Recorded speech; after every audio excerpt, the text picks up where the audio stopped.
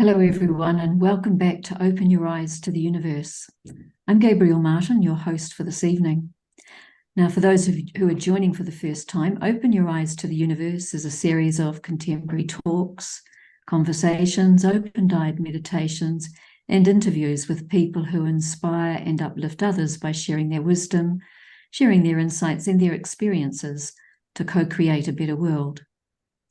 As we begin, in the spirit of reconciliation, the Youniverse team acknowledges the traditional custodians of the country throughout Australia and their connections to land, to sea and community. And we pay our respects to the elders, past, present, and extend that respect to all Aboriginal and Torres Strait Islander peoples today. And we also acknowledge and respect the wise elder within us all and the collective wisdom of everyone here this evening.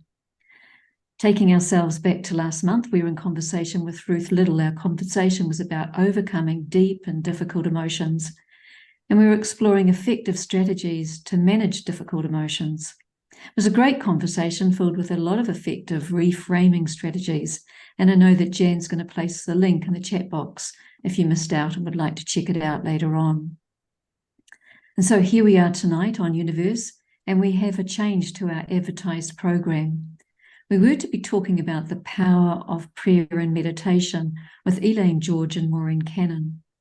However, Elaine is unable to join us tonight due to a pressing family commitment. Youniverse and Elaine send apologies to you for this and hope that it doesn't disappoint you too much.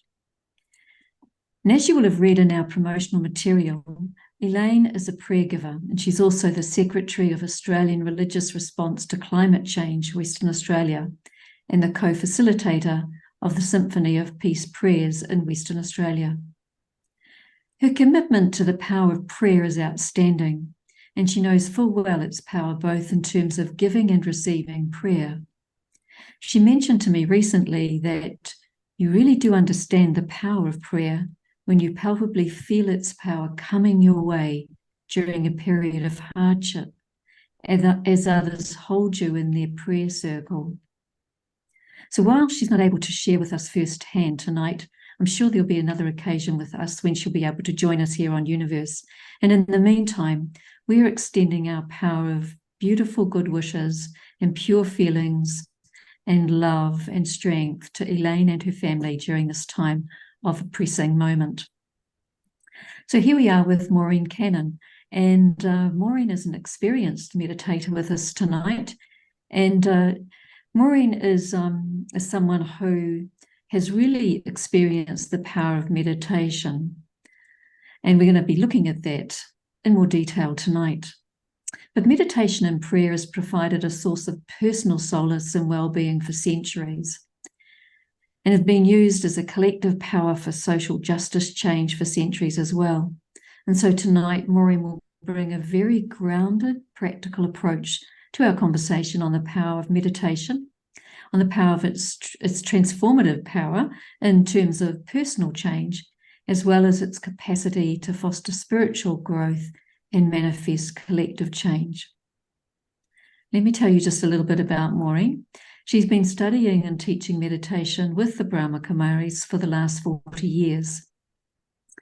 In the first 28 years during this time, she spent working full-time as well as coordinating a Brahma Kumari centre in various cities, including Brisbane, Adelaide, Melbourne, and Sydney.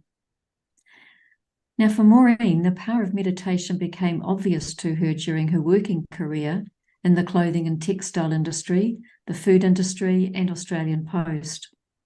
During these times, she worked alongside people from all ethnic backgrounds, and she maintains that meditation helped her, and I quote here, cultivate good relationships with people by developing patience and understanding different thinking and just what being calm and peaceful can do in situations.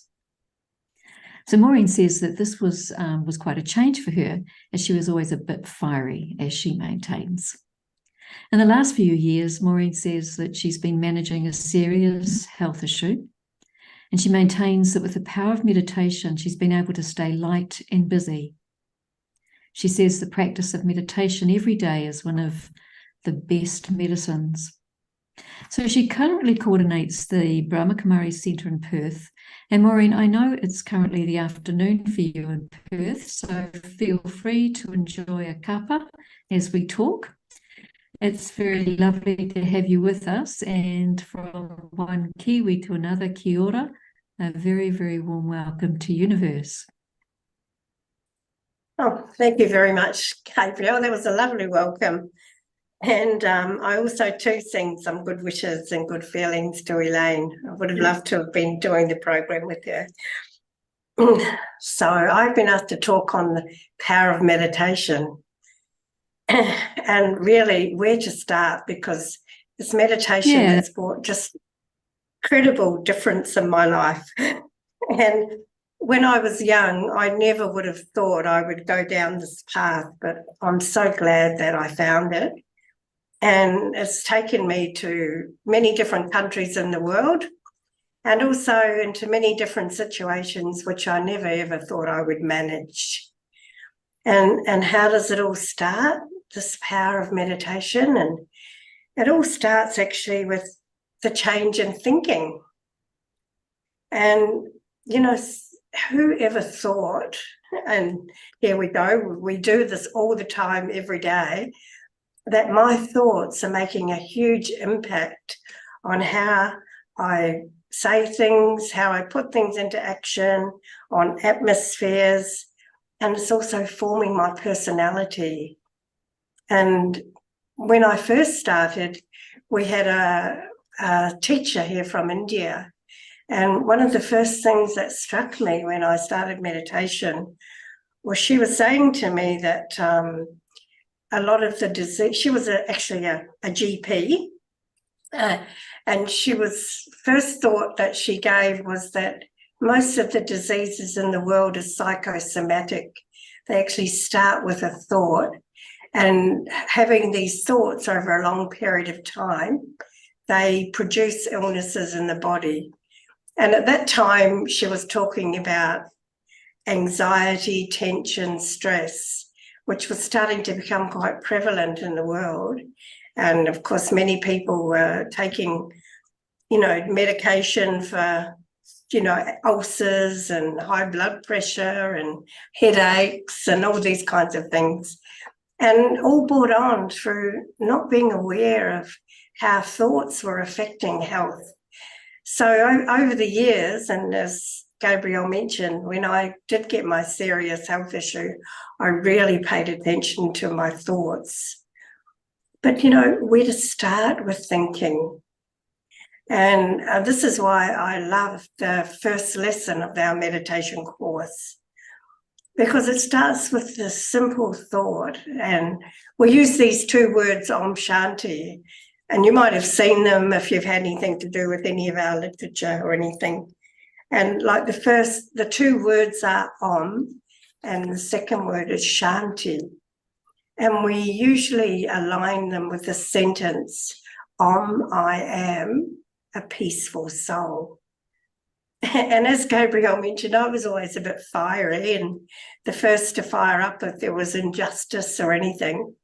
And when I was thinking about these words, I am a peaceful soul, I was thinking, well, maybe I won't be able to get things done if I calm down and don't say anything.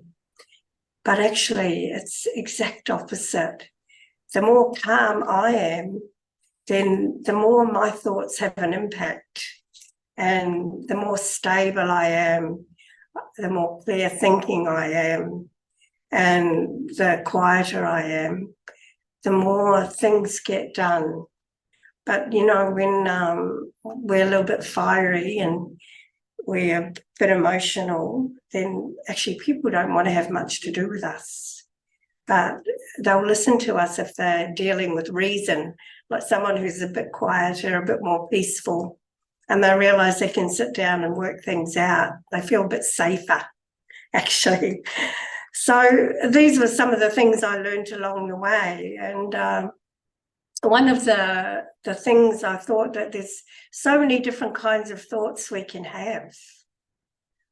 So we often do a positive thinking course, and it talks about our 4 different kinds of thoughts. And So we talk about positive thinking, we talk about negative thinking. And these two kinds of thoughts I never really knew much about until I studied meditation a bit more. And one is waste thinking. And probably we think, oh, what's waste? And waste is all the thoughts that go along with what, why, when, how, and who. And then also there's necessary thoughts. We talk about them a lot as well.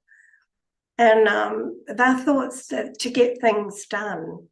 But if we put off the necessary things, they actually turn off into waste, because we usually say, oh, I must do that, I must do this. And I keep thinking about doing it, but I never do it. And I'm sure we've all had days like that. And I often have that conversation with my ironing basket quite regularly. I must do my ironing. Then I think, oh, I might go and have a cup of tea first. And then I have a cup of tea and then I forget. And then I go back and my ironing's still sitting there. So that's the power of our thoughts. You know, we can put them off and change them. And what I have really deeply come to understand is thoughts are energy. And you'll notice if you see a battery, and on one end of the battery is a plus, and on one end of the battery is a minus. And when that battery gets in, the two ends get used and we charge the battery, okay? So there's energy there. So what I understand is that as a thinker, as this being who has all these thoughts, I'm energy. And when I'm having positive energy, it's a plus. And so when it's a plus, well, we can add on, get things done. But if I'm having negative thoughts, it's negative energy and it's a minus. And I'm not going to get much done. In fact, I'm actually cancelling out all the plus energy. And that's why sometimes I feel so tired and so drained, because I might have started off the day well, but I haven't gone through the day positively and I get exhausted by the end of the day. And I don't know if you've ever noticed that you haven't really done much physically, but you're absolutely exhausted. But what have we been doing mentally? And usually there's a whole stream of waste thoughts. And we've thought about everything. We've probably saved the world twice over, worked out how everybody should live and fixed all the relationships with all this waste thought that goes on in my head, how they should do this and why they should do this and, you know, where they should wear this, etc. Our minds are, it's amazing. And if we don't take some control over our thinking, it'll just stay busy, busy, busy and not going anywhere. And we're not using that energy in the right way. And the first step of meditation is I need to teach myself. I need to get back to what we understand as our origin. No, our origin is actually to be a peaceful, happy, loving, powerful and wise human being.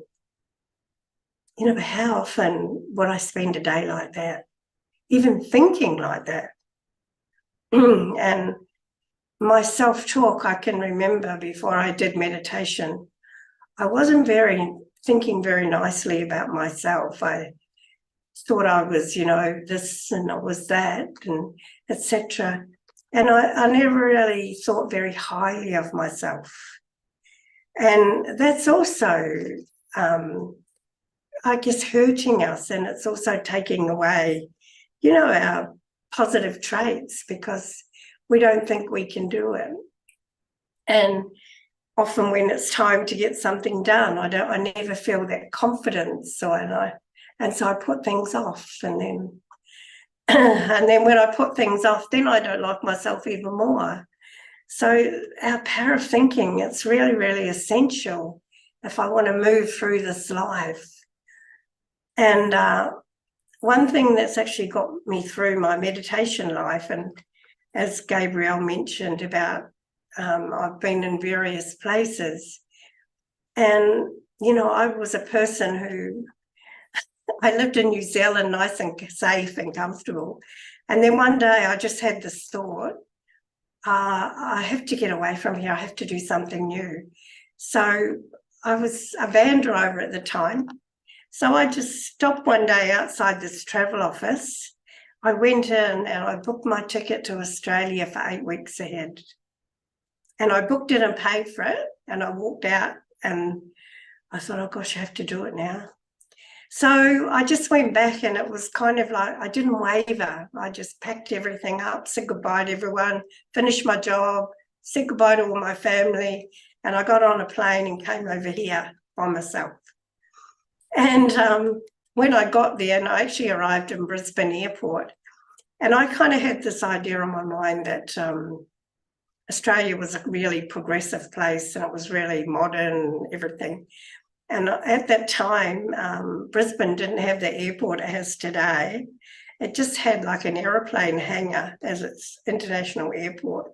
It wasn't that big at all. And I got in and I looked around me, and I remember bursting into tears and thinking, oh my God, what have I done?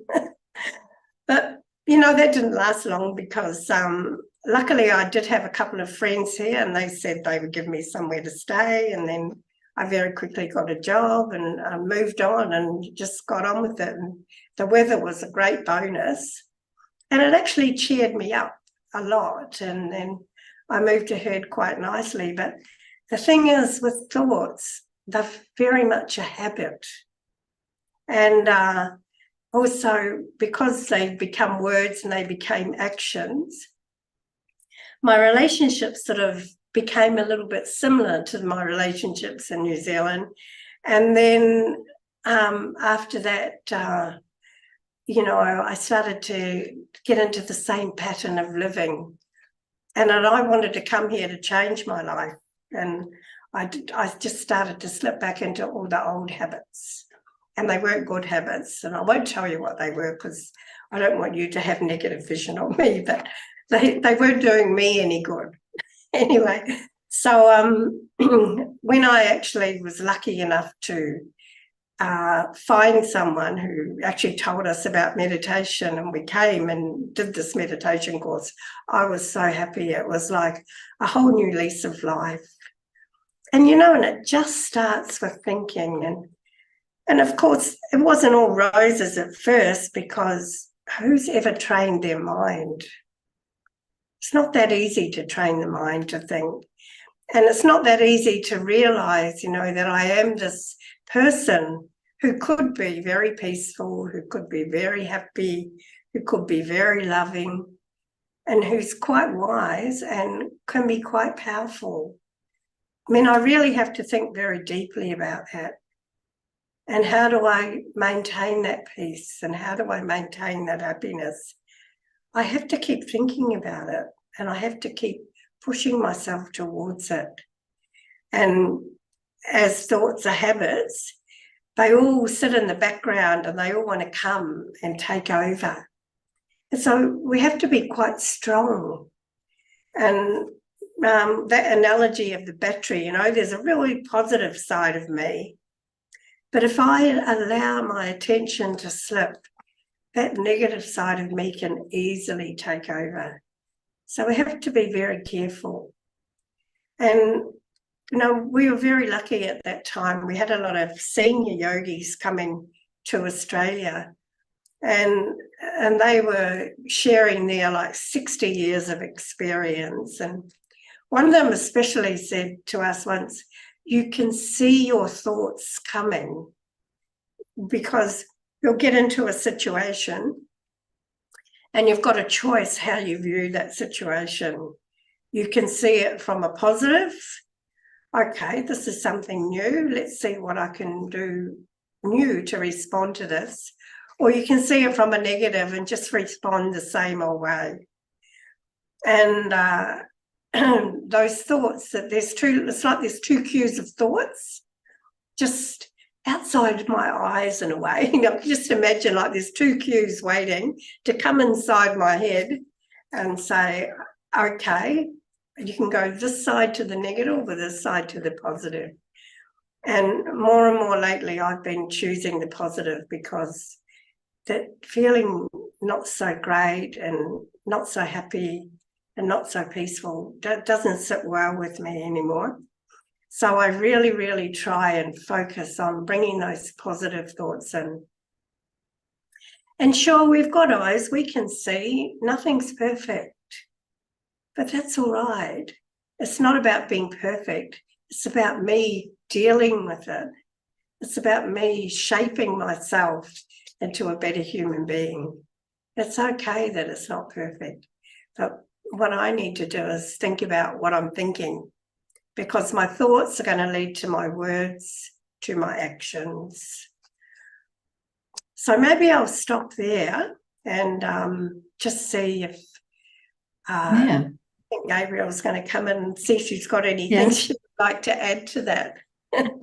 Maureen, I just love the way that you're talking about your story and your thought story as well. You know, like you're sort of mapping us through significant parts of your life in terms of your thought processes, and it made it really alive, actually, around how it is that thoughts are energy, and that thoughts, and we're using our thoughts in meditation. And I think it'd be really lovely at this point if you could, if maybe we do a meditation around thoughts. Could you just explain a little bit about what we should do? I know we're going to listen to a commentary in a moment, but if I'm using my thoughts when I meditate, tell us how we do that and what we need to be doing to make that really work for us. Okay, so you had that nice notice up. I hope you're sitting comfortably. The universe is about to start. So make sure you are sitting quite comfortably, because it's really important, because the first thing that wants to interrupt our thoughts is the pull of the body. So if you're in a good place where you're very comfortable, do that. And then we are going to listen to a guided commentary. And this commentary is very clear, and it's probably one of the commentaries I love the most. And because we're just in training, we need some guide for our thinking. And so this commentary is going to give us a guide for our thoughts. So the best way to get the most out of it is just listen to the commentary and then try and feel it. And it's not being spoken fast, no faster than how I'm talking now. So you have time to process it, which is really nice. And you will find, remember I said there's those two queues of thoughts just sitting there. Thoughts are going to try and wander in. But you've got to pretend there's like a curtain there, and you just say, just stay out of the curtain, outside the curtain, I'm busy. And then refocus back on the commentary. That's what I can say for right now. And then afterwards, we'll talk a little bit more about meditation. That's great, Maureen. Yeah, I really love that. Thank you. So this meditation is Anthony Strano, Stepping Inwards. Let's do that together. I relax. I relax my body completely. And gently, very gently, I step into silence. I step inside myself. And in this silence, I disconnect from the things around me. I relax. I am still. And for the next 10 minutes, I will remain inside myself. I will remain in this silence, concentrating and keeping myself disconnected from all the things around me. Taking this journey inward, I wish to know myself. I want to be with myself and not think of anything else. Beyond worry, beyond fears, beyond the noises of the outside, I become still. Gently, I concentrate and I ask myself, who am I? Who am I really? Am I this name, this body, this nationality? Or is there something more to my existence?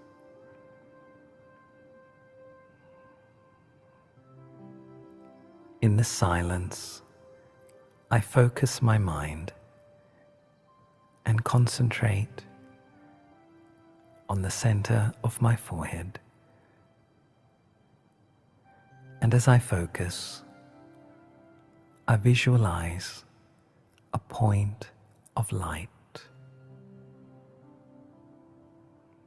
a point of eternal energy.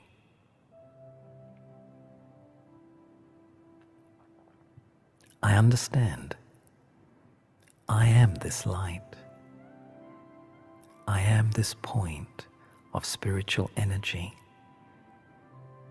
I am here. I am the soul, a point of living light, the spiritual being. This is who I am. And as I journey deep, very deep within myself, I remember, I realize that I have great resources, great power within myself.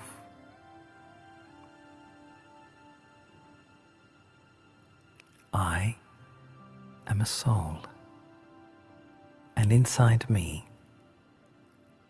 lies all my experiences, my identity,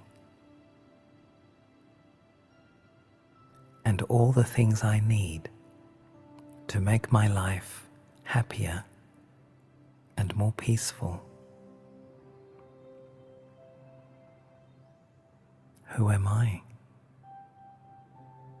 I am a spiritual being, a point of eternal light.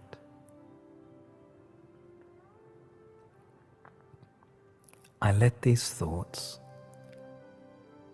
penetrate my mind. I concentrate on these thoughts completely. I am a soul. I am immortal energy. I am peace. Peace is my original strength.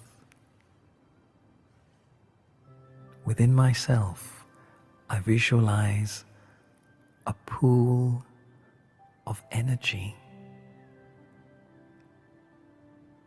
This energy is the energy of peace.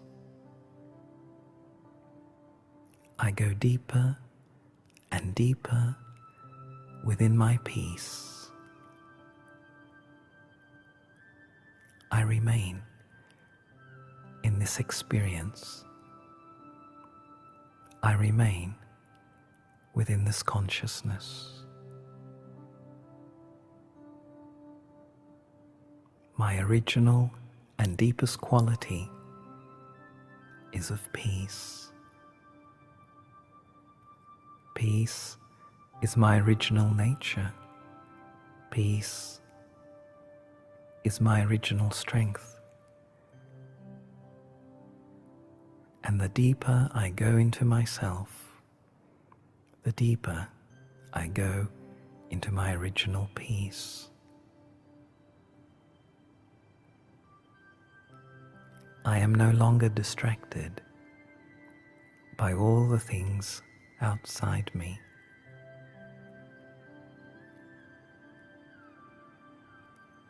I remain in this consciousness. There is only peace, only silence. Peace and silence.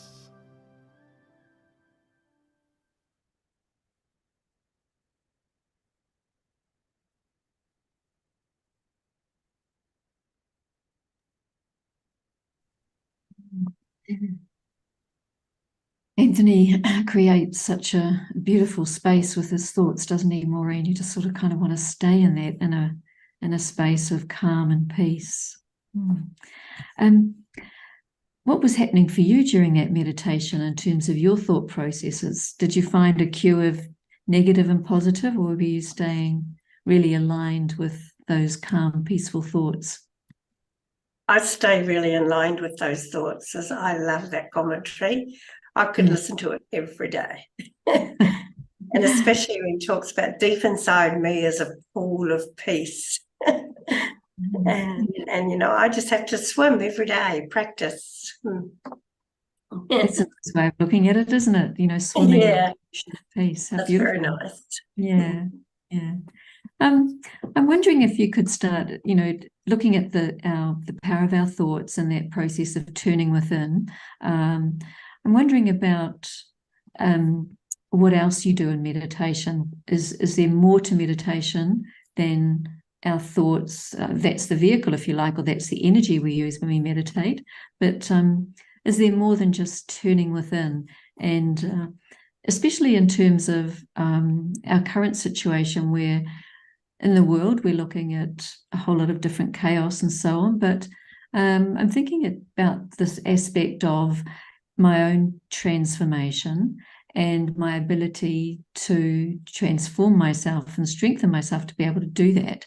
But what more is there to meditation that would help me do that? Okay. So basically, we just had a little brief look at lesson number 1. And when I was learning this and was having some problems once, this lesson about knowing the self, they said to me, was the first lesson learned, and it's the last lesson to achieve.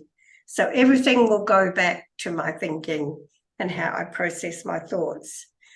But the second step is raising my thinking. So basically, the first step is to bring my thoughts here. And might mentioned in the commentary, and I didn't really mention, but we have this understanding that I actually sit here in the center of the forehead, and I'm actually behind the eyes. I'm looking out through the eyes. And so I've raised my consciousness to here. But when my thoughts are positive and they change me, and they might change the atmosphere around me, then maybe I need to go a little bit higher if I want to be, I guess, a helper in world change. So the second lesson we learn about is, you know, who am I is first lesson. Second lesson is, where do I come from and why we need to know this. So a second lesson is understanding that I wasn't always here. And where was I before I came into this body? And as it was mentioned in that commentary, you know, someone gave me a name. When I was born, I was a little baby about this big, and someone gave me a name, and I was born into a family, and then I grew up and got an education, and I became a barrister or a singer or an artist or a whatever, project manager, whatever talent I have in life, whatever occupation I have. I learned it. But it's not me. And there's a beautiful song, actually. It's an old song. It's sung by Supertramp. I don't know if any of you now would know Supertramp, but it was an old band from the 70s. And they used to sing this song, the Logical Song.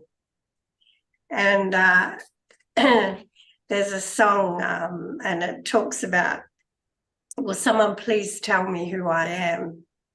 And they call it the Logical Song. So if you're flicking through your, the thing that plays all your music on your phone one day, just type in the Logical Song and listen to the words. It's quite interesting. And then it helps us to raise our consciousness a bit higher. And we don't come from here. We came into this body to have an experience, but I, the soul, am energy, and I can travel. And you'll notice with your thoughts, you can travel too.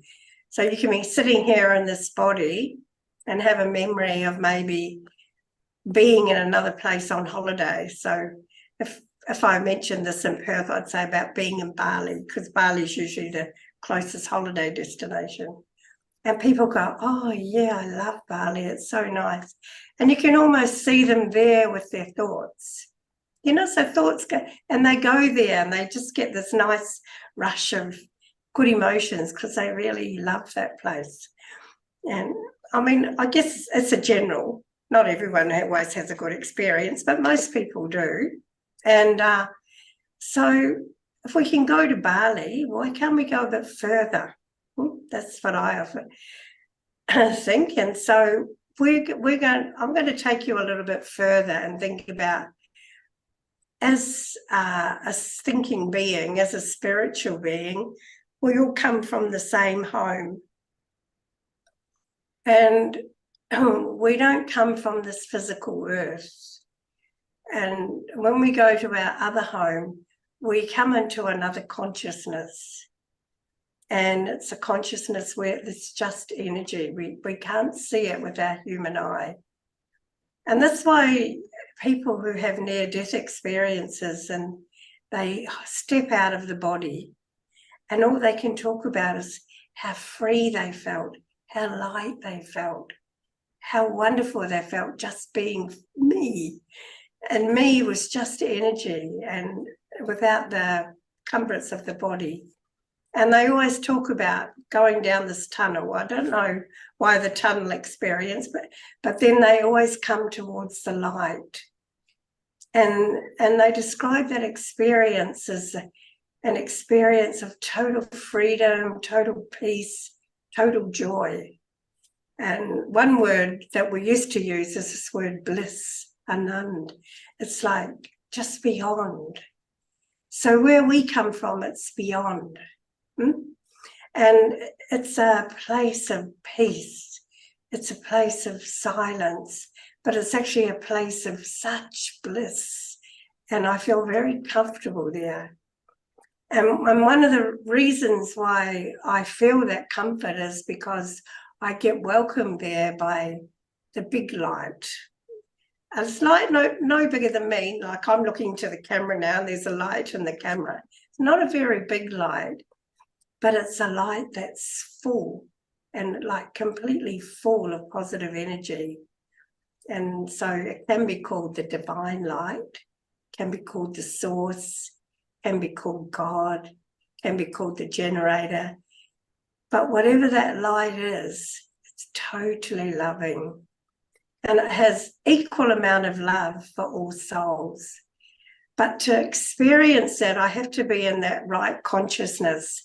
I have to be in my stage of total peace, raise my consciousness high, not pulled to anything of the world, and I've travelled my thoughts upwards. So in Hatha Yoga, they use this term, raising the Kundalini, So most of the time we're in the world, we're coming from the base chakra and we're pulled by all our sense organs. But when I start to meditate, I bring my thoughts up to the top chakra, but then I go out that chakra up. And we call it up to our home of peace, our home of silence. And that's where I connect with the Supreme Soul. And get back to this idea that I'm a battery, with a positive and a negative charge. But the Supreme Soul, or the divine, or the source, doesn't have a positive or a negative. It's just a positive, just nothing negative about that soul.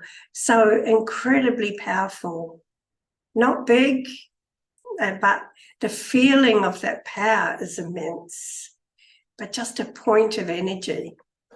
And most people in their near-death experiences say that light was there and it was totally loving, non-judgmental, everything.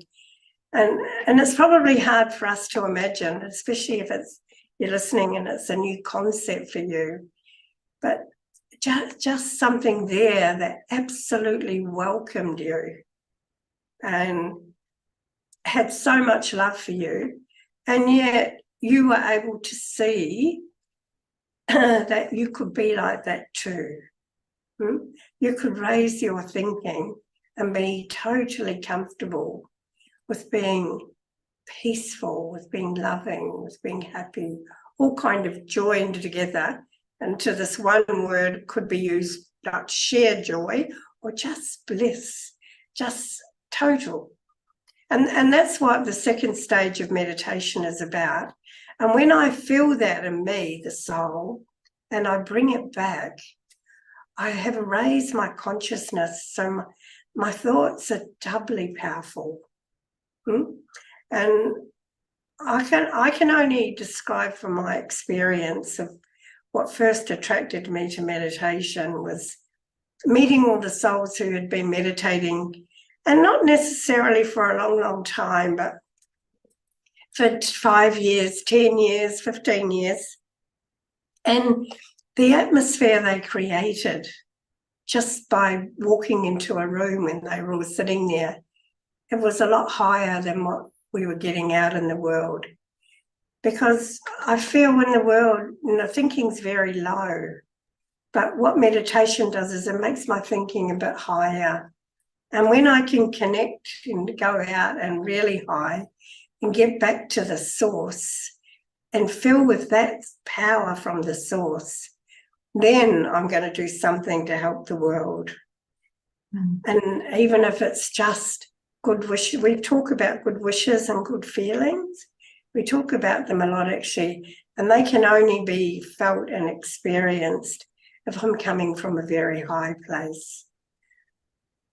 And long-term meditators, they show that. And we've been fortunate enough to see meditators, for 60, 70, 80 years. And as soon as they sit and they take their consciousness back to the soul world, or to that place of peace, that place of silence, and make that connection with the source or the divine, the atmosphere is so powerful that even if you hadn't been a meditator for a long time, even if it was only for 2 days or so, you will feel the atmosphere. It just changes. So imagine a whole group of people all around the world having those thoughts, making that connection and putting that out into the atmosphere. If you want to help the world, that's how you'll get attention of every soul.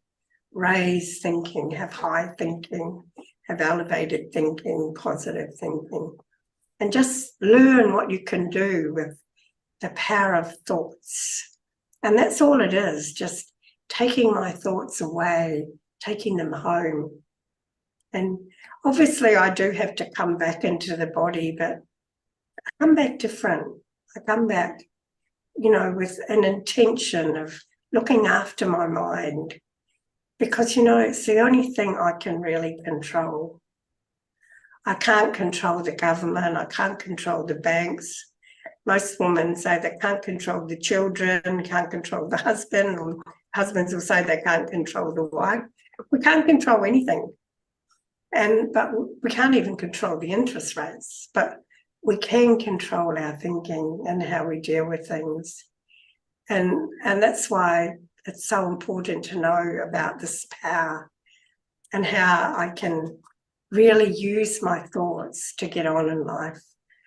Nothing else is going to be of any value, but they talk about, you know, if I change me, if I change, then the world will change. And I always refer back to this. So anyone who's ever listened to me before, I hope you're not too bored, but you might have heard of that 100th monkey theory. I don't know if you're very familiar with it, but it was just focusing on communication, and it was done with an experiment. And I don't know why I'm using the monkey. It was done with 3 monkeys, actually. And I don't know the actual facts of the whole monkey thing, but apparently in Japan, there's a lot of islands and they all have colonies of monkeys.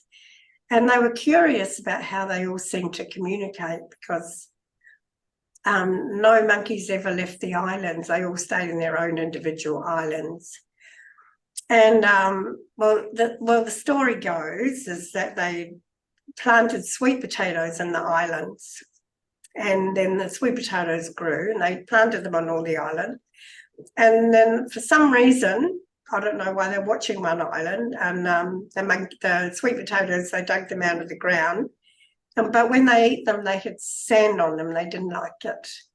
So one monkey had the bright idea to wash it in the water.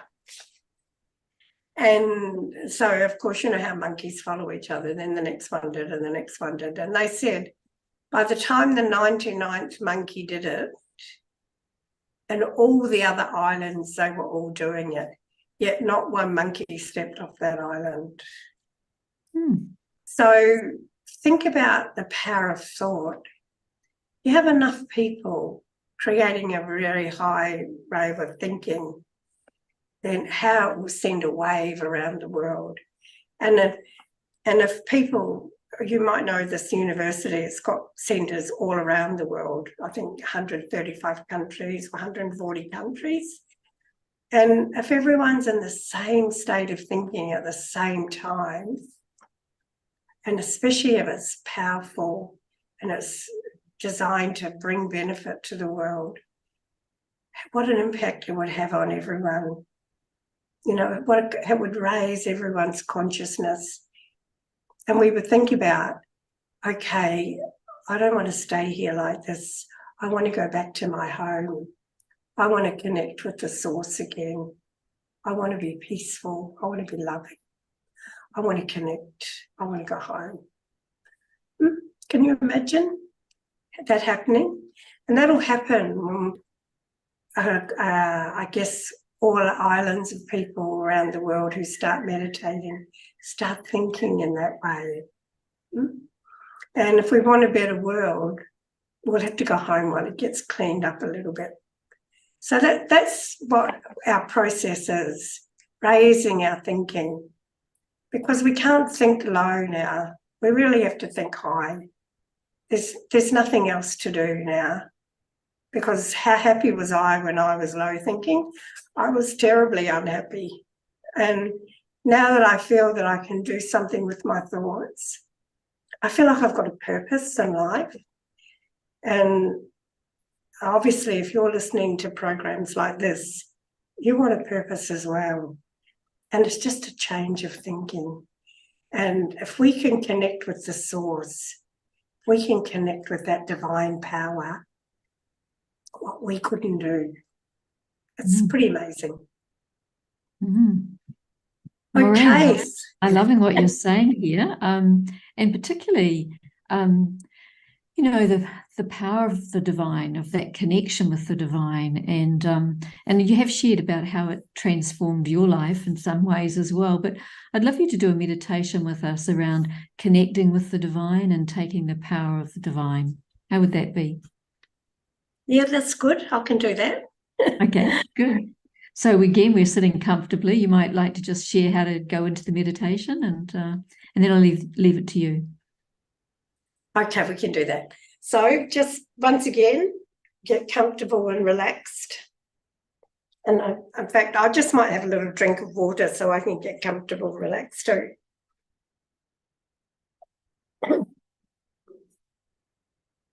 Okay. So just sit here very comfortably and just be for a minute. Just be still. Be peaceful. Put everything else out of the mind for a little while. And just be in the present. And then visualize bringing my thoughts back to the center of my forehead. Sort of put my shoulders back and feel I'm sitting here in the center of the forehead and I'm in charge of my thinking.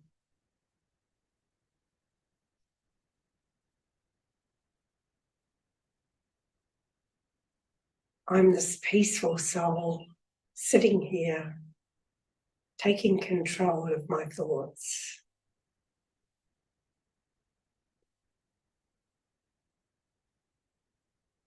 And then very, very gently, just imagine a staircase in the room. And I'm going to climb the staircase. And I'm going to climb as light.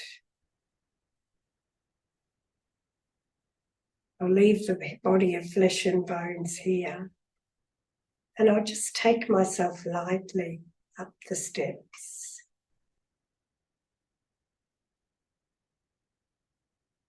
And walk off the earth.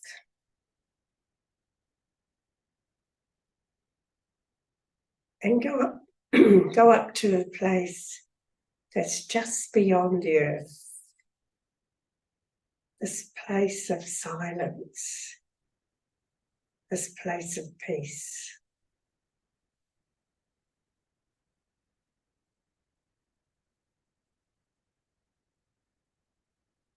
I'm going to feel myself there in this place of silence, this place of peace, just beyond the earth.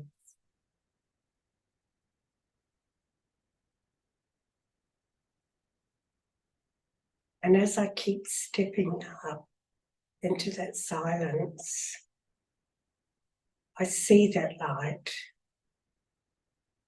It's just a tiny point, but I can feel that vibration. It's calling me. And I'm going closer. And I'm getting warmer. Because there's so much love. And I feel I'm being welcomed. And then I feel I'm surrounded by silence, by love. And I just feel that total peace.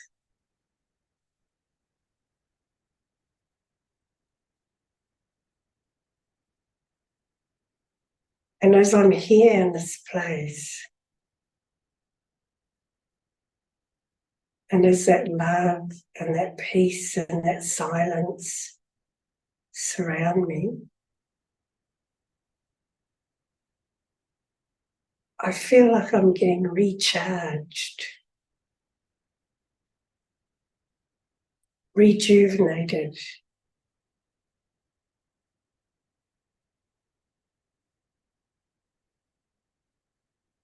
I'm getting my control back. I'm becoming the master. I'm not the slave.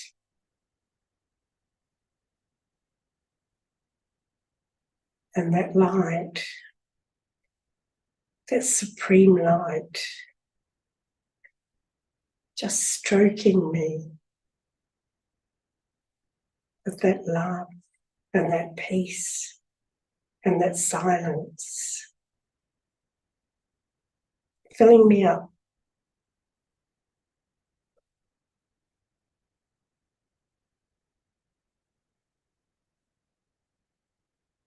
And I'd really like to stay here, just forever, with that divine light and that love and that silence.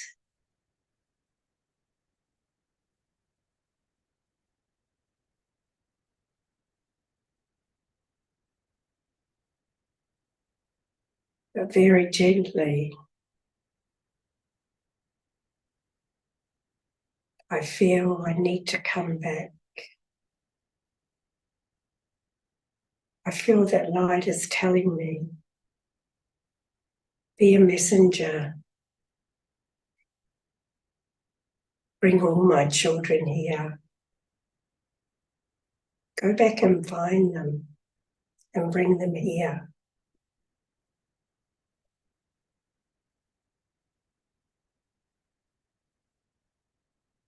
And so very gently, I step on the staircase and I come down, step back onto the earth, come back into the center of my forehead.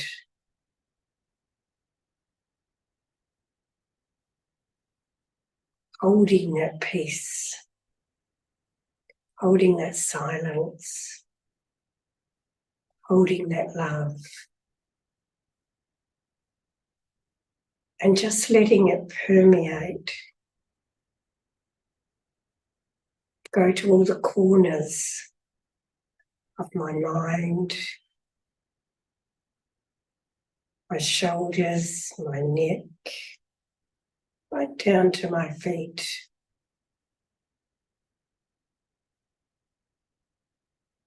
Just be.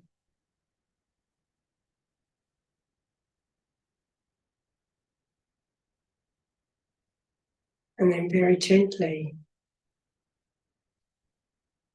I look out into the room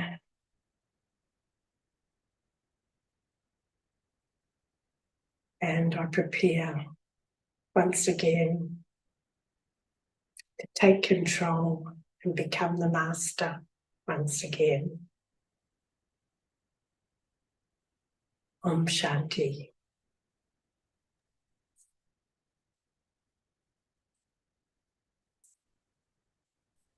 Well, Maureen, that was the nicest walk up a staircase I've ever taken.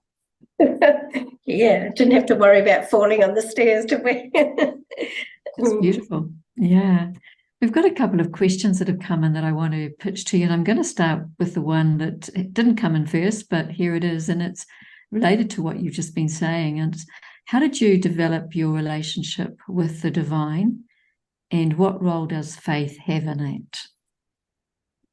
Okay, so, when I was a child, I always, well, they don't do it nowadays, but I was given a push bike when I was about 8 years old, and then told I had to push bike to school.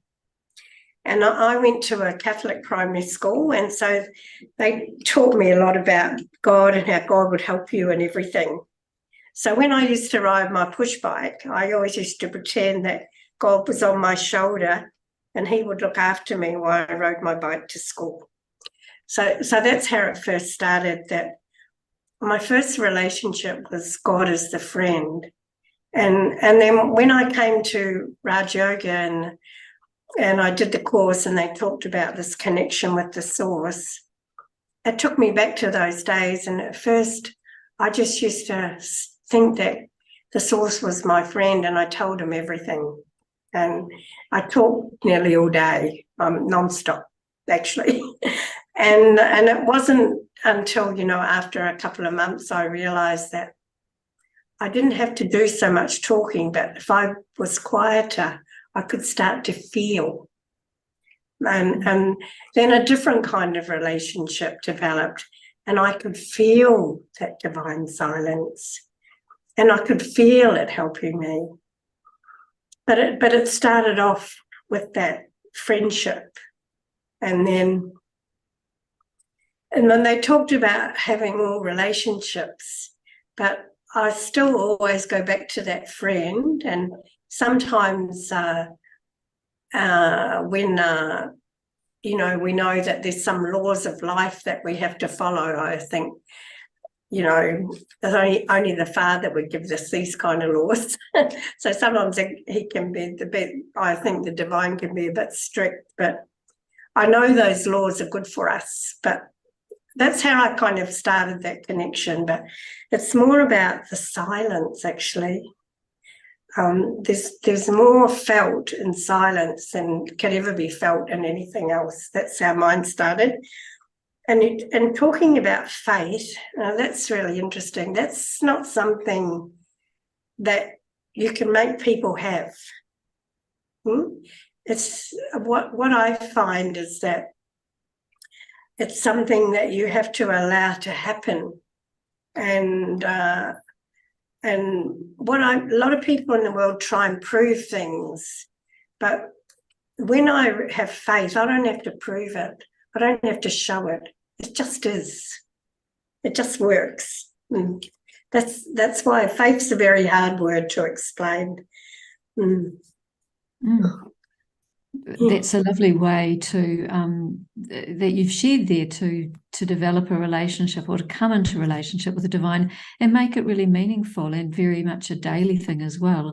And I was really appreciating too how you took us to that deeper level of you know, not just talking and sharing, although that's a big part of it, but the kind of like the magic that happens in silence, the deepness of a relationship in silence. It's really beautiful. Thanks, Maureen. That's lovely. There's another question that's coming in too, and perhaps it relates a little bit to you know, the topic. It's what's the difference between prayer and meditation, and is there any difference? And I'll just chip in here too and say that share a couple of experiences that I've had with when I've been for example, I was in Assisi and in Italy, and I went into St. Clara's tomb, and I also went to St. Francis of Assisi's tomb as well, and there were very different experiences with St. Francis. I could feel, this was when I was like in my 40s, I could feel almost like the penance that he had done. But when it was in St. Clara's tomb, it was so deep and so quiet and so still. And it did remind me quite a bit of the meditation experiences I'd had. And so I started to wonder, well, what's the difference here? Because she was someone who was a beautiful saint who had you know, dedicated her life to prayer, and I slipped in the next morning to the tomb, and to do that I had to go to the church and go to the mass with all of the nuns, and again this beautiful deep silence that was happening in the way that they were praying very quietly together. And then of course, you know, there's the silence that we experience in meditation. So Maureen, in the light of that, and I know that if Elaine was here, she'd probably be able to give us an answer too, but I'd really value your opinion on that. What is the difference, do you think, between prayer and meditation, if there's any difference at all? Well, because I started my life praying, I think it depends on what the prayer is for. Okay. Yeah, but and also with meditation too, it can be powerful. It depends what it's for. Often I find prayer is really good when it's for others, you know, and it's very powerful when it's for others. And meditation is like that too. Like usually our first meditation of the day is for me to fill myself, but the rest of meditation for the rest of the day is for others. And I think prayer is like that too. And because I got brought up with nuns as well, and they had such love for God, actually. It's a very nice feminine energy when you see all the nuns together and they having that love for God and praying together. And I'll tell you a story that's a long time ago. There was a whole lot of books brought out called Chicken Soup for this and Chicken Soup for that. But anyway, there was one called Chicken Soup for the Soul. I don't even know who wrote them or anything like that, but there was a story in there of an older lady, it was our grandmother actually, and she was, well, basically not going to be able to get out of bed. She was going to die. And her granddaughter, every time she got a bit critical, would come in and sit by her bed and pray for her. And the first 2 times the grandmother woke up and came around again. And the 3rd time it happened, they called her again, and she was sitting by the bed praying for her. And the grandmother looked up and she said to the granddaughter, "Will you please let me go?" So there's power in prayer, really. Enough people have that there, they can keep someone there. That's what I understand. So if you're using prayer in a good way, it can be very, very beneficial. And meditation the same, except often with meditation it's done through the mind being quieter and going to a source, whereas prayer is often talking, verbal. It's a bit more verbal, but the impact is probably the same. It's lovely. Here's another question, Maureen. We just said here, it's saying, Maureen, you have a lot of faith in what you're doing. How do you know that? How do you know that that it's working? How do you know that it's working? That's a very good question. Well, I guess because I'm pretty happy today. And I mean, I did ask somebody this question a long time ago. What did you do if you find out if it wasn't true? But I can honestly tell you this life has given me such benefit, and I've become such a nicer person than what I was before. And probably if I'd stayed on the life that I was living before, I might not be alive today. And also I wouldn't have all these good feelings inside. I probably would have knocked myself off with alcohol or drugs or something, because I was going down that path and I decided to get out of it. And you know why I decided to get out of it? Because I didn't want to lose control of my mind. And that's the best thing. We have control of our minds. Yeah. It's a nice motivator. Yeah. Just on that though, how can you tell? This is the question I'm asking it. How do you know that that it's working in terms of outcome for others? Well, actually, I'll tell you a very funny story. A few days ago, we were sitting here. We have a terrace outside, and it was a beautiful sunny day, as we can have them in Perth sometimes. And we were just having a chai together. And one of the brothers who comes here, he does our garden, and he just happened to say that we've got a few insects on the roses, and he'd been trying a natural approach, but it didn't seem to be working. So I just said to him, look, it's October, so our pest man, I'm due to call the pest man to come in, and he's actually got quite a few natural products that he uses that might help with that. So when he comes, we'll ask him. And I'm not joking, about 3 minutes later, the van came up the driveway and drove past us. And Mark said to me, "Who's that?" And I said, "Oh, that's the pest man." And I said to him, "What are you doing here?" And he said, "Oh, you haven't called me." So I thought I'd pop in. So, I mean, I know it's funny, but I just thought, well, maybe we don't realise how powerful we are. Yeah, how those thoughts go out there. Yeah, and many people have reported so, too. And probably people call it synchronicity, but many times that's happened where I think, I'll have to get someone to fix that. And there's a knock on the door and they say, "Oh, do you want anything done? Do you want this done? Do you want that done?" And it happens. Yeah. Yeah. So that's how I know. And many people do report feeling uplifted when they've been, in a meditation circle, or their presence has been placed into a meditation circle to assist with some kind of healing. And it's a process that the Carmelites do and so on. So there's a lot of evidence in that regard. And I guess it's experiential. It's not something that can be necessarily measured, but in a scientific way, but that it's measured through experience. Yeah. I'm going to read you something that Elaine has written, and I'd love you to respond to it, because it's a comment that she made in terms of being on this program this evening. And she says that, this is a quote from her: "One thing I've learned through the teachings and principles of my main pillars of support, my relationship with my friends and colleagues, the teachings and principles of the Brahma Kumaris, and the Goya Peace Foundation, May Peace Prevail on Earth International, and reflecting on my life is, yes, all is good, and that everything happens for a reason.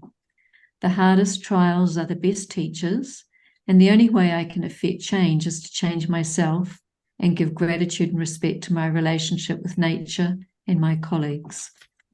She's written a very personal statement there, and I wondered, what's your responses to that in terms of your experience of these learnings that she's really eloquently shared?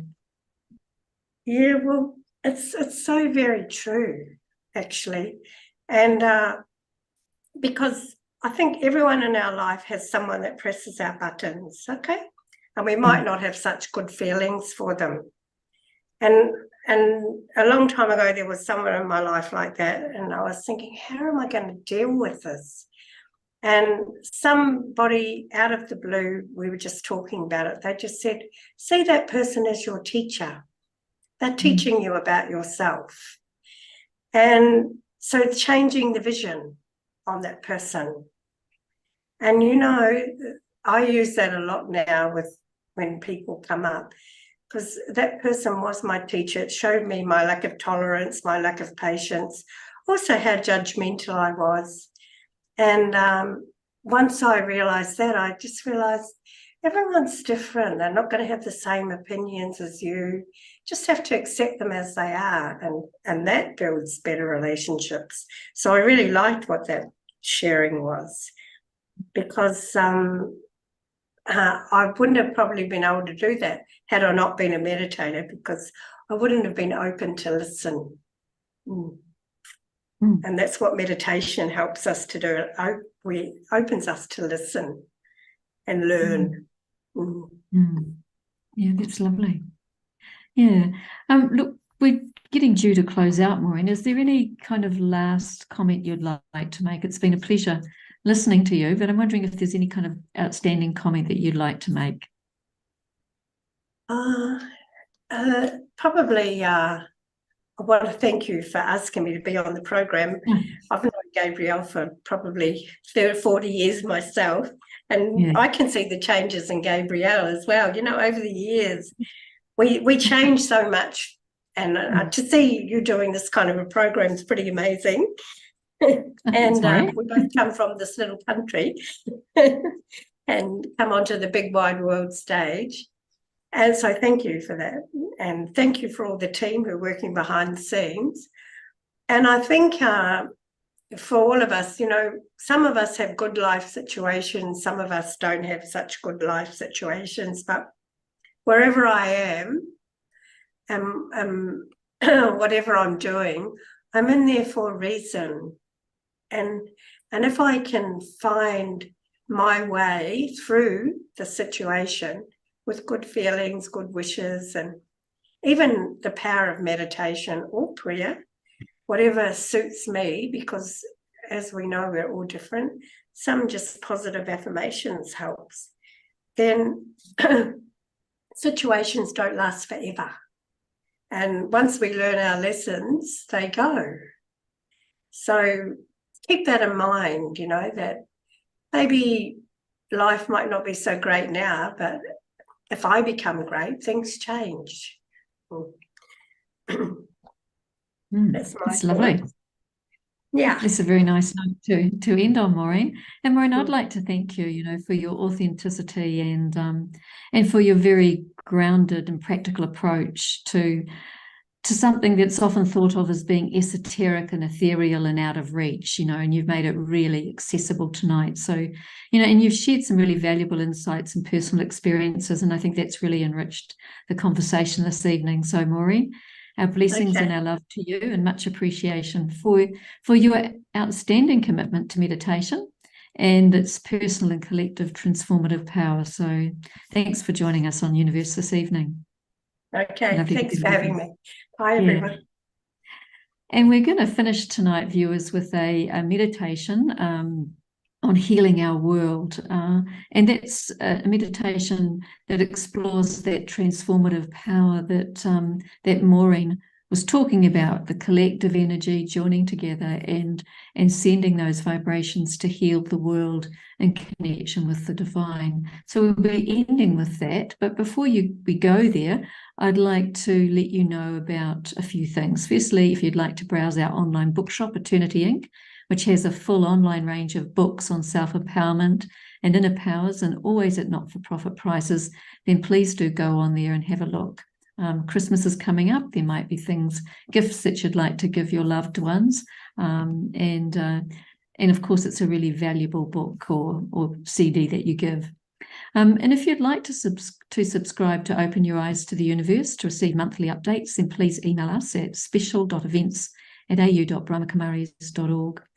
And finally, our next episode of Open Your Eyes to the Universe, well, that's in a month's time. It's on Saturday, the 25th of November at 6 p.m, and that's AEDT, so Australian Eastern Daylight Saving Time. And as we close out tonight, as I mentioned, we're going to be in a collective meditation, and it's called Healing the World, which is a track from Healing Heart and Soul. And so until we see you again online on the 25th of November, take care and walk lightly on this earth.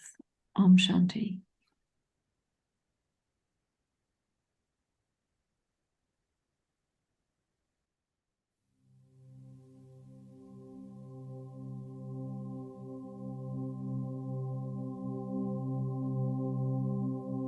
In my mind, I see before me the globe of the world.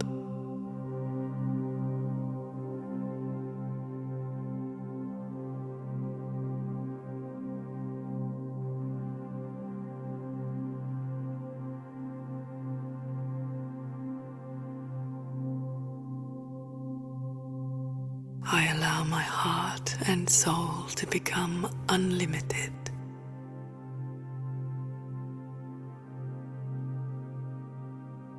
And I tune into the state of my world.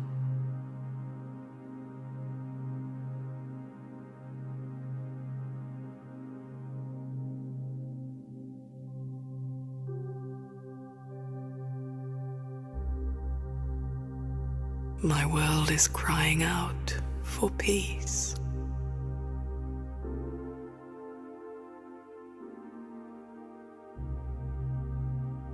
Especially the many souls who are enduring war or natural calamity.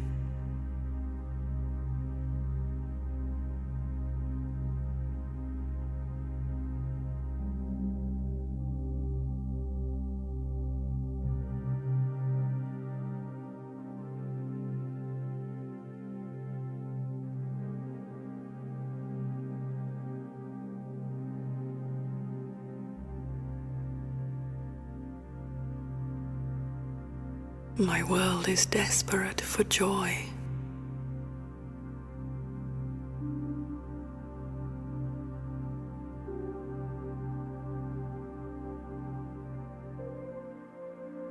Especially those who are suffering from disease or emotional trauma.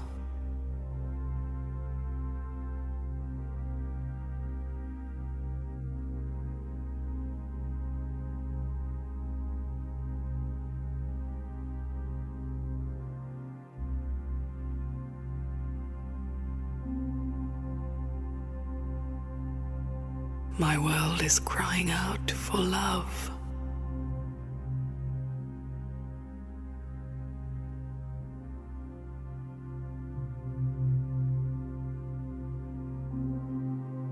especially those who are experiencing loss, conflict, or loneliness.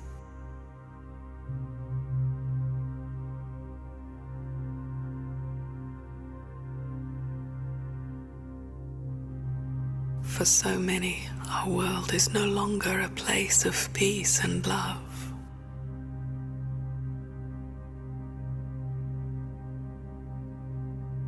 Our quality of life is diminished under the influence of inappropriate values and selfish actions.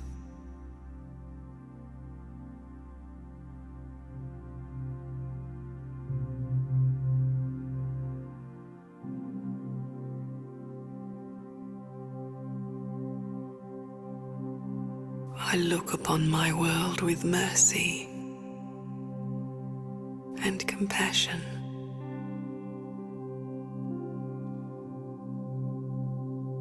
And I create a pure wish for the world to be healed.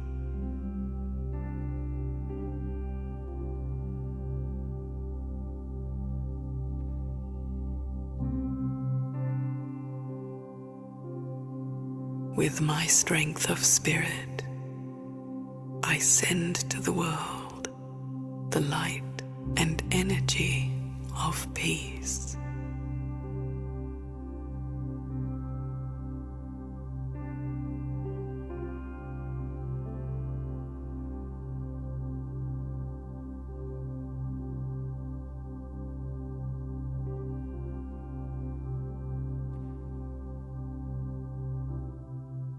With my loving heart, I surround my world with loving feelings and good wishes.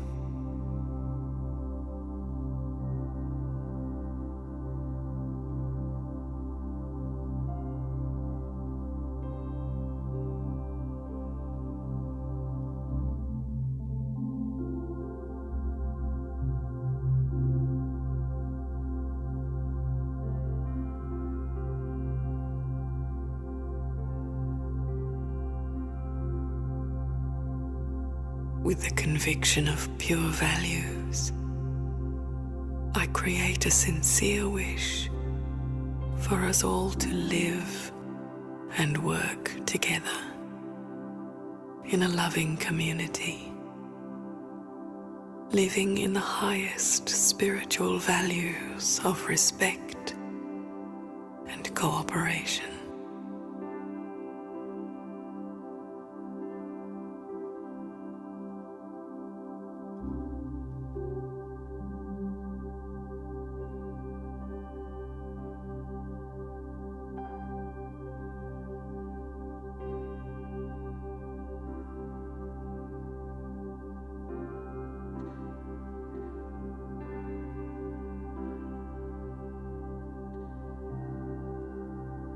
With my generous heart and pure spirit, I unite with the divine presence and love of God.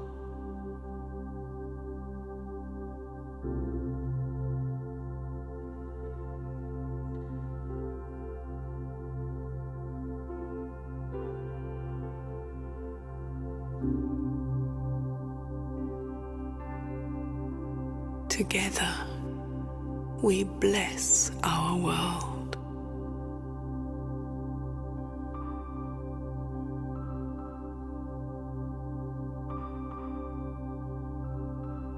I sense God's peace and love passing through me and caressing the world, nurturing every soul, so that they can restore their own purity, peace, and power.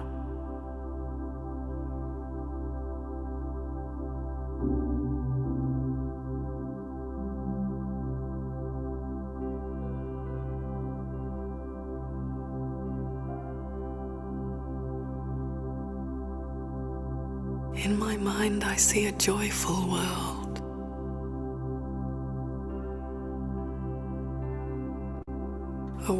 full of peace and love.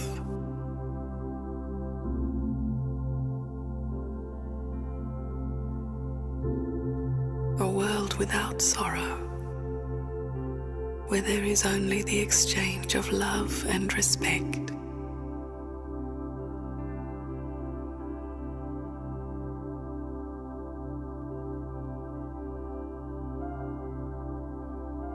I believe in the possibility of such a world.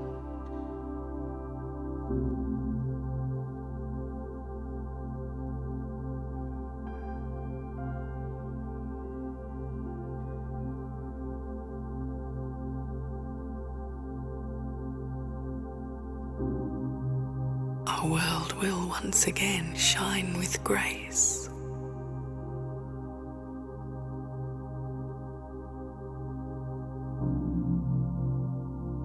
I recognize that I play a part in bringing this world into being.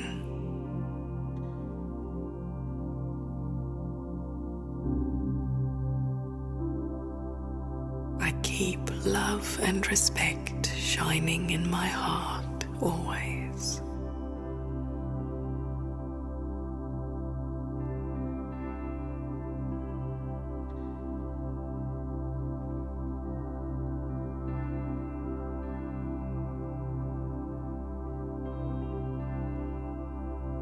I keep peace and truth in my spirit forever.